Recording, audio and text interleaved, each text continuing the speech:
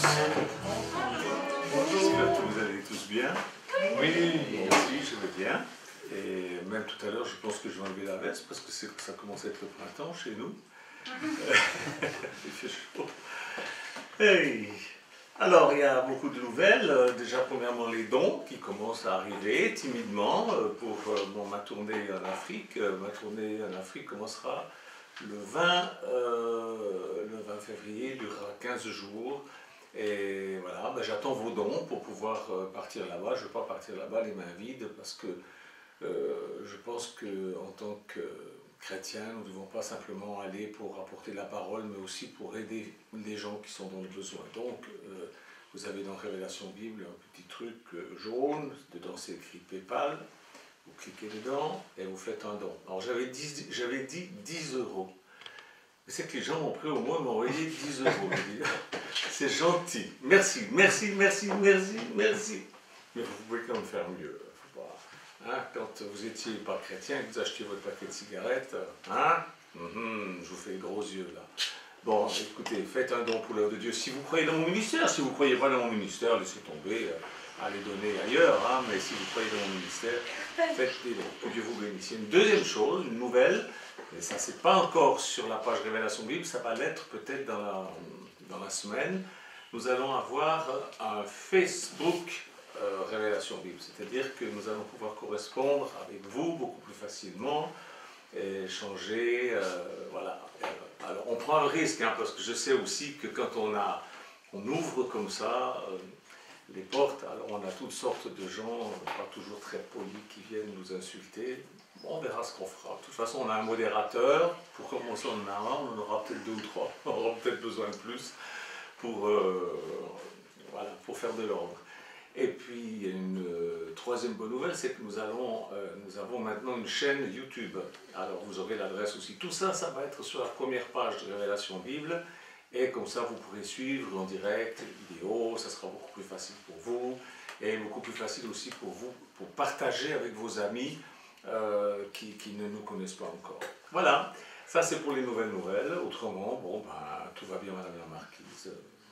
Gloire à Dieu, merci Seigneur, hein, ça fait rigoler Rachel. Ce matin, on va étudier la parole de Dieu, je vous promets, je ne vais pas être long. On va commencer dans 1 Corinthiens chapitre 16, verset 13.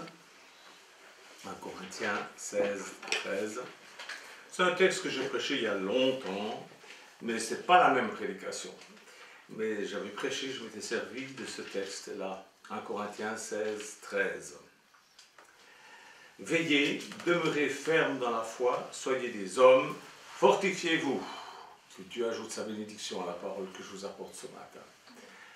Dans d'autres versions, c'est marqué « Veillez, demeurez fermes dans la foi, soyez virils ». Mais viril, ça ne veut pas dire poilu, ça veut dire courageux. C'est un mot latin qui signifie courageux. Soyez courageux, soyez des hommes. Mais même les femmes, hein, soyez des hommes, vous les femmes. Dans le Saint-Esprit, il n'y a ni homme ni femme. Nous sommes des humains, on peut dire, voilà.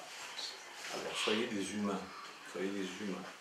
Un homme véritable, une femme véritable, il se rend aux persuasions du Saint-Esprit. Voilà ce que c'est qu'un homme selon Dieu.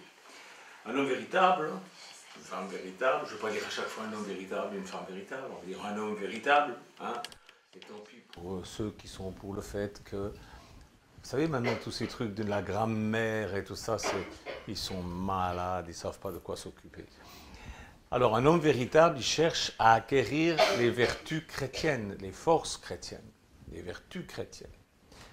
Alors, les adolescents, moi j'ai commencé ma vie chrétienne en tant qu'adolescent, et voilà, je sais ce que c'est que le problème des adolescents. Voilà, quand on est adolescent, on a des problèmes parce qu'on veut plaire à nos amis, on a beaucoup d'amis qui ne sont pas chrétiens, et nos copains aussi, enfin voilà, et ils sont souvent, les adolescents, tiraillés entre la parole de Dieu et les moqueries de leurs amis non convertis.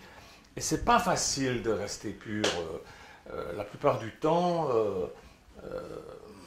les insultes des inconvertis sont pénibles à supporter.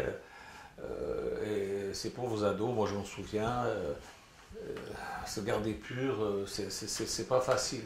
Parce que la plupart du temps, ce dont on nous accuse, quand on dit non, je veux pas me saouler, non, je veux pas fumer un joint, non, je veux... On dit, ah, mais t'es pas un homme. Ah bon? Ah bon, comme disent les Africains. Alors la question c'est, qu'est-ce que c'est un homme? Qu'est-ce que c'est un homme? Tout le monde, un jour ou l'autre, est invité par des amis à fumer, à boire, à voler, à commettre des choses immorales. Quand on refuse, bon, on s'attire toutes sortes de railleries. C'est pas méchant, mais c'est blessant, c'est vexant, puis on voudrait pas être mis de côté, on voudrait pas être...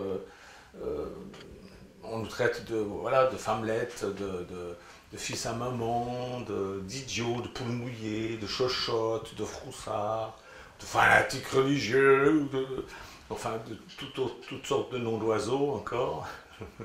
Et c'est pas facile, ces insultes sont utilisées par des gens qui croient que être un homme, c'est faire toutes ces choses-là. C'est faire toutes ces choses que Dieu réprouve en fait. Tout le monde sait par exemple que la fumée, c'est quelque chose qui n'est pas bon. Il faut vos copains qui vous raillent, vous leur dites, écoutez, cet après-midi c'est génial, on va prendre une voiture. Vous avez toujours un copain qui a une voiture, si vous n'en avez pas une. Et je vais vous emmener dans un endroit génial. Je vais vous les emmener en cancérologie, là où il y a des fumeurs qui ont... Et tu veux toujours fumer? Ça fait drôle, n'est-ce pas?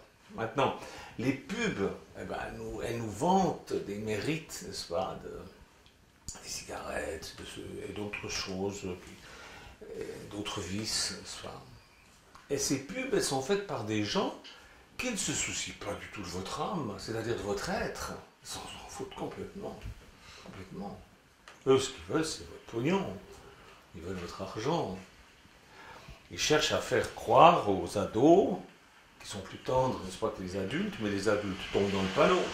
Très souvent, ils tombent dans le panneau ado, puis après, ils sont accros, et ils ne peuvent plus s'en sortir. Mais ils veulent faire croire aux gens qu'être un homme, c'est faire ces choses que Dieu réprouve. Si ce n'était pas nocif de fumer, mais moi je fumerais. C'est nocif. C'est nocif. Or, un homme ou une femme qui fait ces choses n'est qu'un esclave de produits ou de pratiques qui sont destructrices. C'est ça qu'il faut comprendre. Les garçons qui veulent avoir des relations sexuelles avec leur petite copine avant le mariage, c'est pas des hommes, je suis désolé. C'est pas des hommes. Ces garçons-là ne sont pas des hommes. Ils ne font qu'abuser d'une personne tendre, délicate, chaste, et ils font tout pour séduire. Puis après, c'est... Je l'ai bien eu. C'est comme ça. Hein. Ne venez pas me dire que c'est pas comme ça. Je sais que c'est comme ça.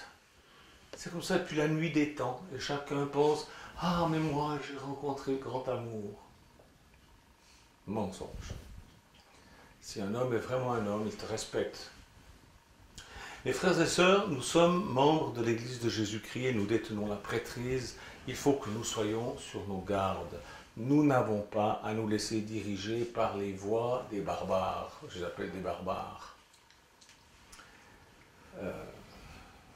C'est des gens durs, c'est des gens implacables.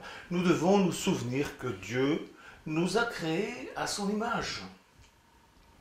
Et nous avons à garder cette image. Parce qu'on peut salir cette image, on peut rayer cette image, on peut dénaturer cette image. Je vais faire une lecture dans Alma, au chapitre 5, verset 14. Alma 5, 14. Je lis. Et maintenant, voici, je vous demande, mes frères de l'Église, êtes-vous nés spirituellement de Dieu? Votre visage est-il empreint de son image? Avez-vous éprouvé ce grand changement dans votre cœur? Faites-vous preuve de foi en la rédemption de celui qui vous a créé? Regardez-vous vers l'avenir avec l'œil de la foi? Et voyez-vous ce corps mortel ressuscité à l'immortalité et ce corps corruptible ressuscité à l'incorruptibilité pour vous tenir devant Dieu, pour être jugé selon les actes qui ont été accomplis dans votre corps mortel? Est-ce que vous voyez tout ça? par la foi. Je vous le dis, pouvez-vous imaginer entendre la voix du Seigneur vous dire en ce jour-là, « Venez à moi, vous qui êtes bénis, car voici vos œuvres ont été les œuvres de la justice sur la surface de la terre » Ou vous imaginez-vous que vous pourrez mentir au Seigneur en ce jour-là et dire « Seigneur, nos œuvres ont été des œuvres justes sur la surface de la terre » et qu'il vous sauvera? Ou autrement, pouvez-vous vous imaginer amener devant le tribunal de Dieu l'âme remplie de culpabilité et de remords avec le souvenir de toute votre culpabilité? Oui, le souvenir parfait de toute votre méchanceté. Oui, le souvenir que vous avez défié les commandements de Dieu. Je vous le dis, pourrez-vous lever les yeux vers Dieu ce jour-là, le cœur pur et les mains nettes? Je vous le dis, pourrez-vous lever les yeux ayant l'image de Dieu gravée sur le visage? Je vous le dis, pouvez-vous penser être sauvé alors que vous vous êtes livré pour devenir sujet du diable? Je vous le dis, vous saurez ce jour-là que vous ne pouvez être sauvé, car aucun homme ne peut être sauvé si ses vêtements ne sont pas blanchis. Oui, blanchis. Ces vêtements doivent être purifiés jusqu'à ce qu'ils soient nettoyés de toute tache par le sang de celui dont il a été parlé par nos pères, qui doit venir racheter son peuple de ses péchés. Est-ce que le livre de Mormon enseigne le salut par les œuvres? Non.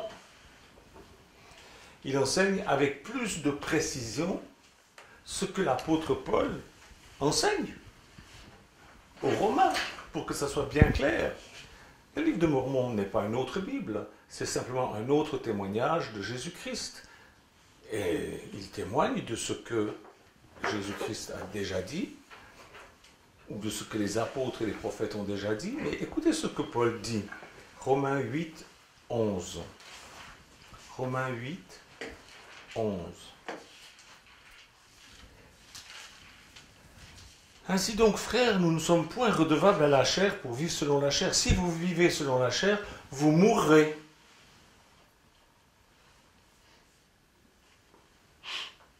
Ah! Est-ce que l'apôtre Paul est en train de nous parler du salut par les œuvres? Non, mais il nous dit, voilà, si vous vivez selon la chair, vous mourrez. Et il dit ça à qui? À des chrétiens.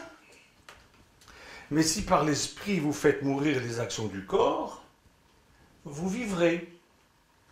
Car tous ceux qui sont conduits par l'Esprit de Dieu sont fils de Dieu. Et vous n'avez point reçu un esprit de servitude pour être encore dans la crainte, mais vous avez reçu un esprit d'adoption par lequel nous crions « Abba, Père ». L'Esprit lui-même rend témoignage à notre esprit que nous sommes enfants de Dieu.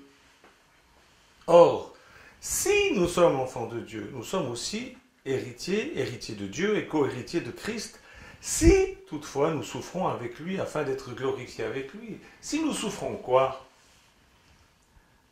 Le fait de ne pas nous soumettre à la chair. Parce que quand on ne se soumet pas à la chair, on souffre.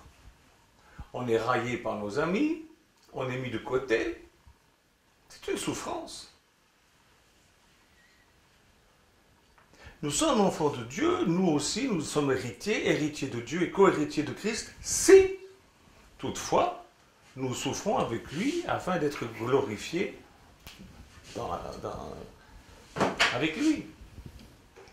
Et nous souffrons, notre chair souffre, quand nous refusons de lui être soumis. Mais nous pouvons souffrir avec lui.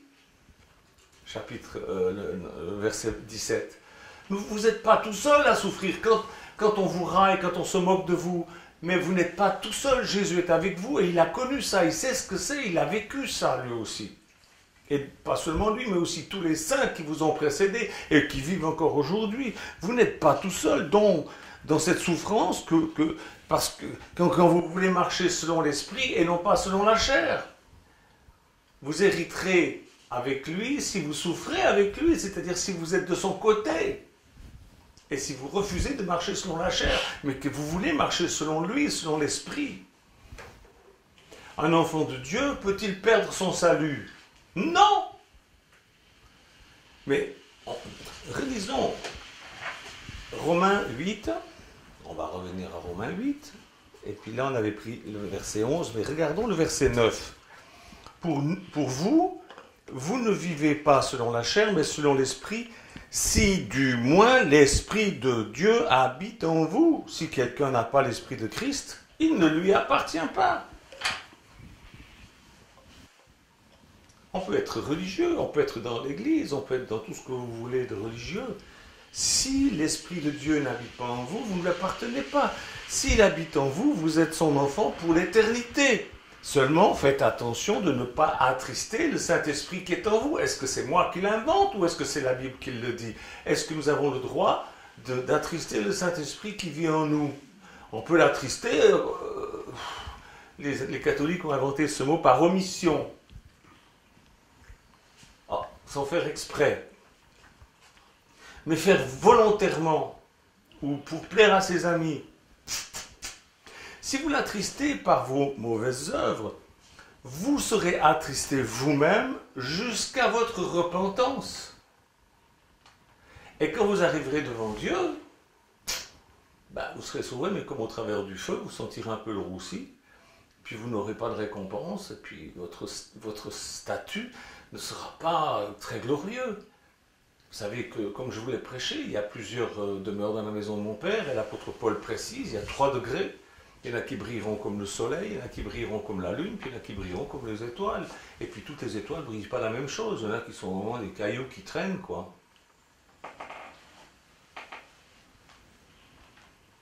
Vous voyez, mes frères et sœurs? Alors, bien sûr, on peut prendre ces textes en disant on est sauvé par les œuvres. Non, on n'est pas sauvé par les œuvres, on est sauvé par la foi, mais quand on a la foi, eh bien, on fait ce que Jésus dit de faire. On est de son côté, on souffre avec lui. Je ne suis pas là ce matin pour vous enseigner au sujet de la relation entre le salut par la grâce et les œuvres, mais je veux souligner ce que la Bible dit au sujet de ce que devrait être un chrétien. C'est ça mon propos.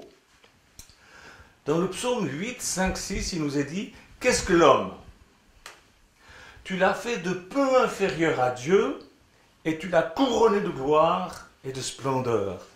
Alors, qu'est-ce que nous avons à faire ?»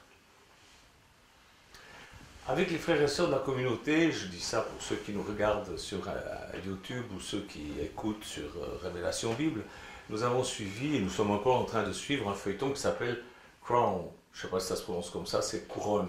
C'est l'histoire de la reine d'Angleterre et de tout ce qui se passe là-bas à Buckingham Palace et tout ça. Cette femme, elle est en quelque sorte le pape de la religion anglicane. Et voilà, elle a un problème, elle a sa sœur qui veut épouser un homme divorcé. Problème. L'Église anglicane interdit le mariage avec une personne divorcée. Si sa sœur épouse cet homme, eh bien sa sœur est bannie du royaume. Non seulement elle ne pourra plus habiter dans le palais, mais elle sera même bannie d'Angleterre. Elle pourra aller habiter dans un autre pays. Elle ne touchera plus d'argent de la part de l'Angleterre, donc elle devra aller travailler comme caissière à Super U. C'est très bien, remarquez, je n'ai rien à contre, mais de passer de reine de princesse à caissière, ça fait quand même drôle. Elle perd tous ses privilèges. Et puis c'est pas seulement ça, mais ça ouvre une brèche, c'est-à-dire que tous les Anglais qui sont pas contents et puis qui veulent se marier avec un homme divorcé ou avec une femme divorcée, ben, vont faire la même chose. Et la reine d'Angleterre perd son autorité parce qu'on dit voilà, elle exige ça pour nous, mais elle ne le fait pas pour. Elle est différente avec sa sœur. Il y a du favoritisme. Vous voyez tout ça. Quand la parole de Dieu dit une chose, elle le dit point barre. Maintenant, ça ne veut pas dire qu'une femme qui épouse un homme divorcé ou vice-versa ne pourra pas être sauvée. Mais ça veut dire qu'il aura, quand il arrivera devant Dieu, selon ce qu'il aura fait. Vous comprenez, mes frères et sœurs, ce que je suis en train de vous dire? Je ne suis pas en train de vous dire vous serez perdu si vous avez épousé un homme ou une femme divorcée. Je suis en train de vous dire vous serez sauvés, oui, mais comme au travers du feu. C'est-à-dire que ça, c'est quelque chose qui tiendra dans le jugement quant aux récompenses.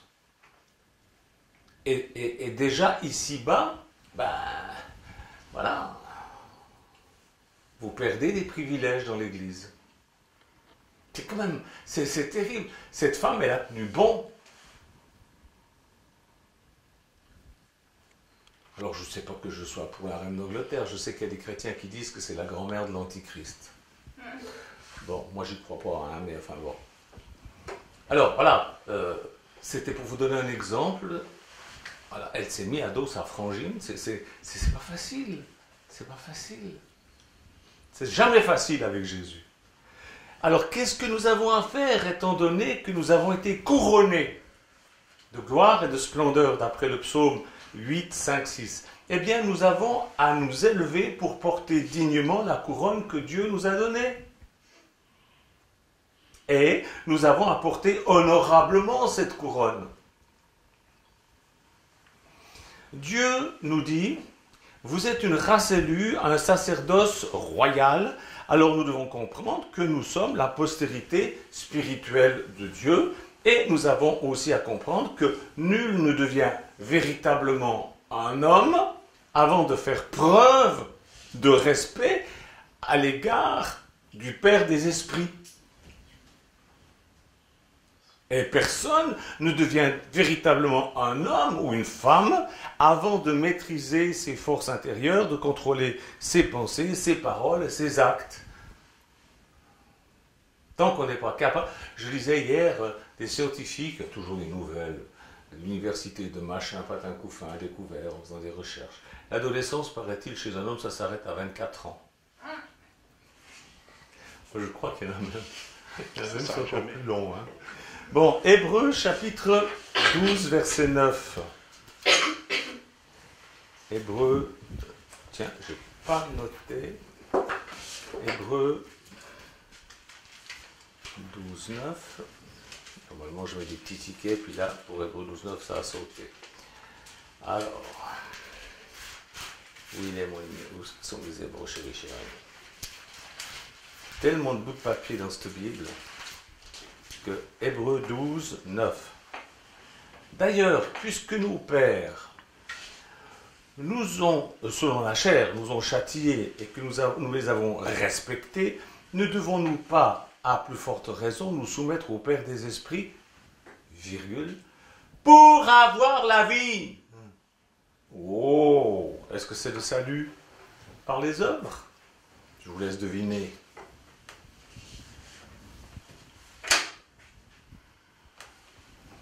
Oui, mes frères et sœurs, nous avons à nous soumettre au Père des esprits pour avoir la vie. Paul disait, si du moins vous avez l'esprit, si du moins vous avez la vie de Dieu. En tant que disciples de Jésus, nous avons à nous élever au-dessus des comportements mauvais qui nuisent et qui ruinent notre âme, c'est-à-dire notre être, notre vie. Sur cette terre, nous avons été perdus. Et nous avons été retrouvés par le bon berger. La Bible dit que nous étions pris dans les ronces. Nous étions comme une brebis pris dans des ronces. Il a laissé 99 brebis bien confortablement assises dans l'église. Et puis il est allé chercher la brebis perdue que j'étais. Et il m'a trouvé dans les ronces. Il m'a dégagé de là. Il m'a pris sur ses épaules et il m'a emmené, il m'a sauvé. Il nous a retrouvés. Maintenant, ayant été sauvés, nous avons à nous éveiller du sommeil de l'enfer où nous étions, dans les ronces où nous étions, nous avons à nous réveiller de cet enfer et à apprendre les desseins sacrés de notre Dieu. Je lisais l'autre jour, quelqu'un disait, mais qui vous dit que la Terre n'est pas l'enfer d'une autre planète? On se demande, hein? Mais c'est horrible ce qui se passe sur cette planète.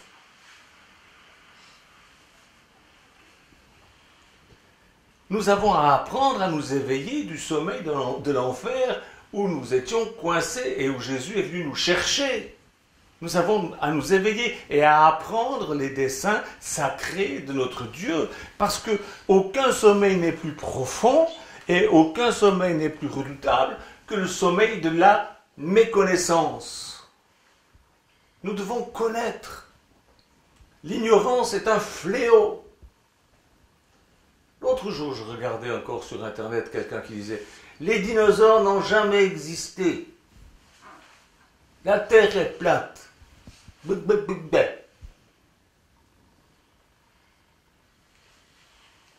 La terre a 6000 ans. Ils veulent ignorer dans le chapitre 1 de Genèse, de la Genèse, le verset 1 et le verset 2, il y a des milliards d'années qui se sont produits. Et le terme créer n'est employé qu'au verset 1, après c'est restaurer. Dieu a restauré la terre, parce que Dieu n'a pas pu créer une terre chaos, comment c'est écrit, vide et informe. Dieu n'a pas créé un truc pareil. Il s'est passé, il y a eu des catastrophes qui ont fait que la terre était devenue tohu bohu, c'est le mot. Et donc, avant Adam, avant Ève, il y a eu les dinosaures, les machins, les trucs et tout ça. Mais c'est l'ignorance. Et puis vous avez ces gens qui parlent avec autorité sur Internet. Oui, la Terre a 6000 ans, ils passent pour des idiots. Non, la Terre n'a pas 6000 ans. Il y a 6000 ans, elle a été restaurée. Oui, mais elle n'a pas 6000 ans, elle est beaucoup plus vieille que ça. L'ignorance. Quand on commence déjà avec l'ignorance en lisant le premier verset de la Bible, mais où est-ce qu'on va gicler avec le reste? Nous avons à secouer les chaînes qui nous tenaient, c'est-à-dire nous débarrasser des mauvaises habitudes et des mauvaises croyances. Il nous faut être déterminés à être un seul cœur, à être une seule âme, à être un seul être, unis en toutes choses avec ceux qui sont les autres disciples. Et voilà les amis, voilà les frères et sœurs, voilà notre vraie famille. Ce qui exige un engagement véritablement total à mener jusqu'au bout. À avoir une unité de but. C'est quoi l'unité? Si ce n'est pas une unité de but, ce n'est pas une uniformité, c'est une unité de but, afin que notre volonté personnelle soit rendue compatible avec la volonté de Dieu. Ce n'est pas lui qui doit se faire à nous, c'est nous qui devons nous faire à lui. C'est lui le maître, c'est pas nous. Moi je pense qu'on s'en fout de ce que tu penses. Qu'est-ce que Dieu dit? Il faut que tu saches qu'est-ce que Dieu dit. Se revêtir de l'amour de Dieu appelle la nécessité de porter le casque du salut, nous dit la Bible. Pourquoi? Parce que on peut prendre des coups. Et vous allez en prendre dans la vie. Se revêtir de l'armure de Dieu, de l'armure de Dieu, ça nous rappelle la nécessité de brandir l'épée de la justice, trancher dans les trucs. Ça, non, j'en veux pas. Ça, oui. Non, ça, non. D'utiliser le bouclier de la foi, parce que l'ennemi va nous tirer des traits enflammés. Et ça pique dans le dos, comme disait Chirac. Ça signifie que nous avons à accepter la protection du Seigneur, mais la protection du Seigneur, c'est pas de la magie. Il nous protège quand nous sommes dans sa main, mais nous ne sommes pas dans sa main quand on fait ce qu'on veut. Sortir de l'obscurité nous invite à être un exemple de bienveillance, à être une lumière pour les autres. Ils vous disent, oui, tu fumes pas, t'es pas un homme, tu te saoules pas la tronche, t'es pas un homme, soyez une lumière. Au début, ils vont vous cracher dessus, ils vont vous mépriser. Et quand un jour, ça tournera mal, ils sauront vers qui se tourner, parce qu'ils sauront où est la lumière. Ne pas se révolter indique clairement qu'il est absolument vain d'ignorer ou d'enfreindre volontairement les commandements de Dieu. C'est vain, ça ne sert à rien. À rien d'autre que de vous rendre malheureux, vous voyez? Ce qui a de la valeur, c'est d'être un humain selon Dieu. L'homme, c'est qu'une sale bête malfaisante. Je ne dis pas que c'est qu'une sale bête, parce qu'il y a des bêtes qui sont très bien. Mon chien, il est très bien. Il est tout seul à la maison, j'espère qu'il n'est pas en train de nous mettre tous en dessous. C'est qu'un chien là. Mais je dis que l'homme sans Dieu est une bête malfaisante. Ah, elle peut être très beau, elle peut être très belle. Mais si quelqu'un vit au jour le jour, mangeant, buvant, respirant, dormant et j'en passe, ce n'est que lorsque nous nous élevons et que nous nous préoccupons de l'esprit immortel que Dieu a placé en nous, que nous sommes véritablement, que nous devenons, que nous commençons à devenir des hommes. Vous voyez mes frères et sœurs, ou des femmes dignes de ce nom. Si nous ne le faisons pas, nous nous moquons du sang que Jésus a versé sur la croix pour nous racheter. Et vous pensez qu'on ne sera pas traité de coupable pour ça? Vous pensez que c'est... Oh, c'est pas grave. Dieu est bon. La soumission à la chair n'a jamais été la virilité, elle ne le sera jamais. L'humain vertueux se rend aux persuasions du Saint-Esprit. Il écoute ce que Dieu a à dire. Sur la nouvelle page Facebook, la première chose qui sera écrite, c'est « La parole de Dieu n'est pas un livre, la parole de Dieu, c'est Jésus-Christ, le Fils de Dieu. Et c'est lui que vous devez écouter. » Bien sûr, le livre est important, parce que c'est un témoignage des hommes et des femmes qui l'ont connu et qui ont écrit, qui ont été inspirés pour écrire, afin que nous nous souvenions, que nous sachions 2000 ans, 5000 ans après, les choses qui ont été faites et qui ont été dites. Mais la parole de Dieu, c'est Jésus, c'est une personne, et c'est lui qui veut vous parler. Au travers de ses serviteurs, au travers d'un enfant, au travers d'une situation, il peut même vous parler audiblement. Il peut vous envoyer un ange.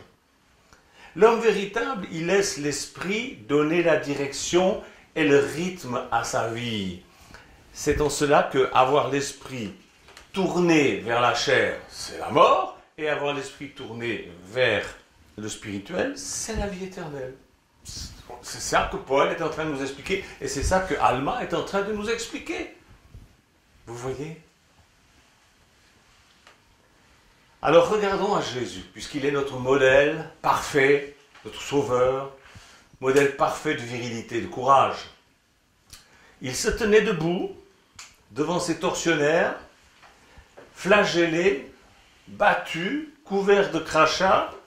Ils avaient posé aussi une couronne sur sa tête, une couronne d'épines. Et Pilate a dû admettre: je ne trouve aucun motif de condamnation en lui.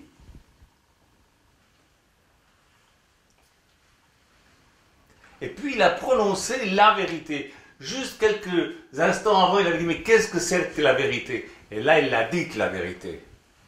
Pilate a dit en montrant Jésus: voici l'homme. Ça, c'est la vérité. Jean 19, 4, 5.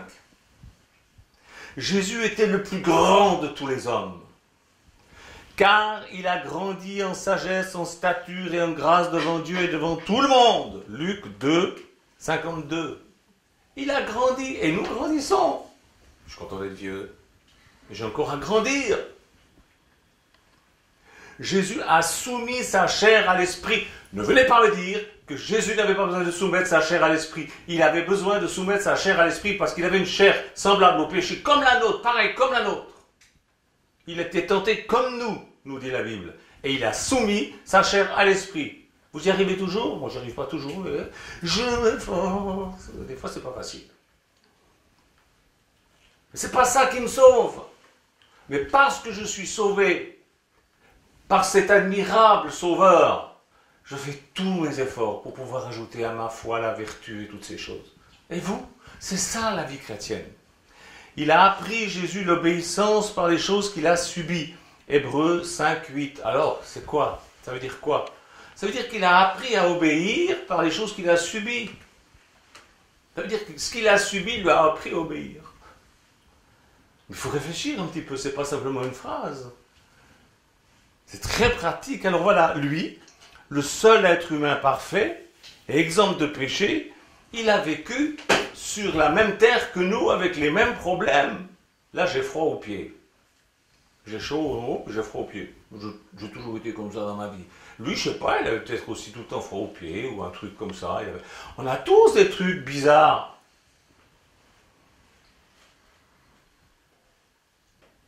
Et il est le seul qui puisse nous dire: quelle espèce d'homme devez-vous être? En vérité, je vous le dis, tel que je suis moi-même. Vous trouvez ça dans 3 Néphi 27-27 et dans 1 Jean 4-17.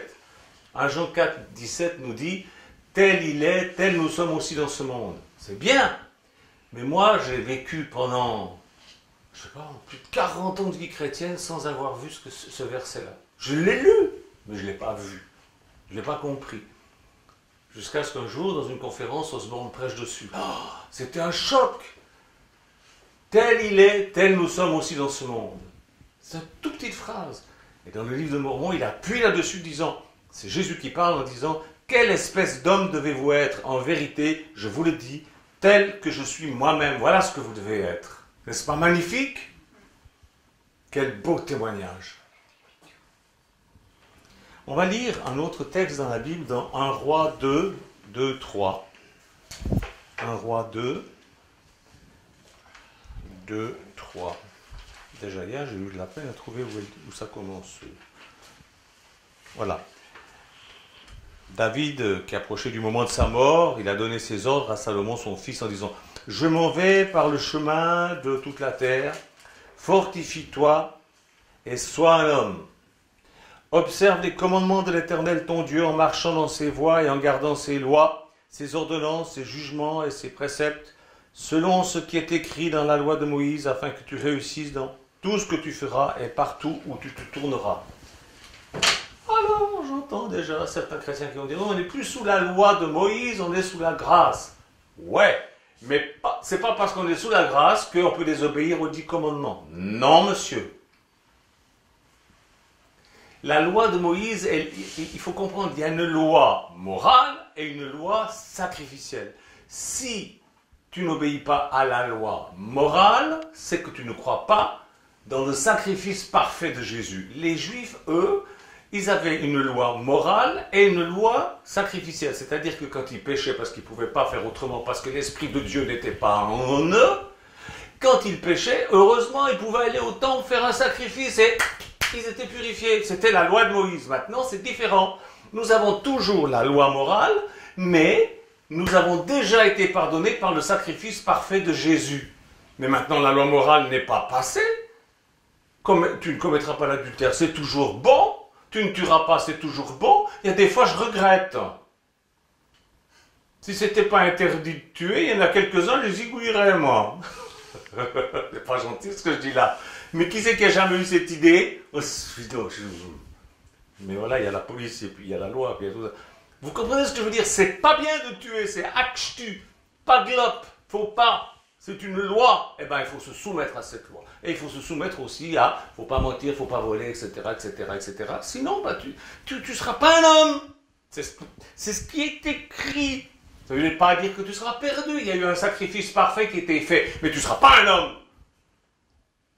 Ah, Michel Janton, quel casse-pied. C'est ce que le Seigneur a à dire aujourd'hui. Soyez des hommes de Dieu. Amen. Jésus, merci de bénir ces quelques paroles que j'ai pu dire et oins-les par ton esprit afin qu'ils fassent leur chemin dans le cœur de tous ceux qui l'ont entendu. Merci.